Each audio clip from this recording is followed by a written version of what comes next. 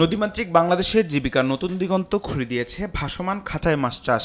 নরসিংদীর বুক চিরে বয়ে যাওয়া প্রমত্তা মেঘনা নদীতে এখন দেখা মিলছে সারি সারি মাছের খাঁচা। প্রবাহিত জলের উপর ভাসমান এই পদ্ধতিতে তেলাপিয়া চাষ করে লাভবান হচ্ছেন নরসিংদীর রায়পুর উপজেলার শতাধিক জেলে। উপজেলা মৎস্য অফিসের তথ্য মতে বর্তমানে নরসিংদী চর আড়াইলিয়া ইউনিয়নের প্রায় ১০০ জেলে মেঘনা নদীতে ১৬,০০০-এরও বেশি খাঁচায় তেলাপিয়া মাছ চাষ করছেন।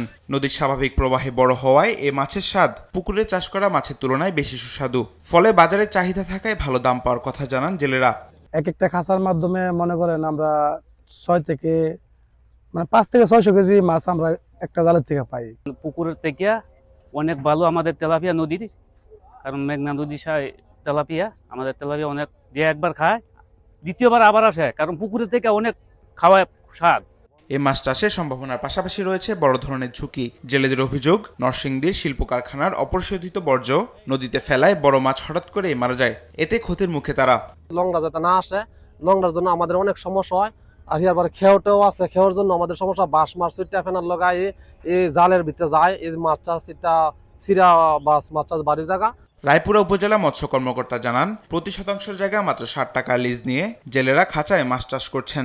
সরকারি সহযোগিতার ফলে খাঁচায় মাছ চাষে আগ্রহ বাড়ছে।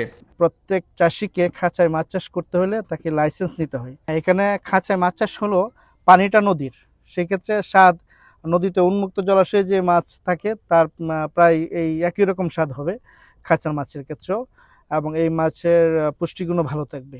মেঘনা নদী ঘিরে জেলেদের এই উদ্যোগ আশার আলো দেখাচ্ছে। তবে নদী দূষণ রোধ করতে না পারলে ঝুঁকির আশঙ্কা করছেন সংশ্লিষ্টরা।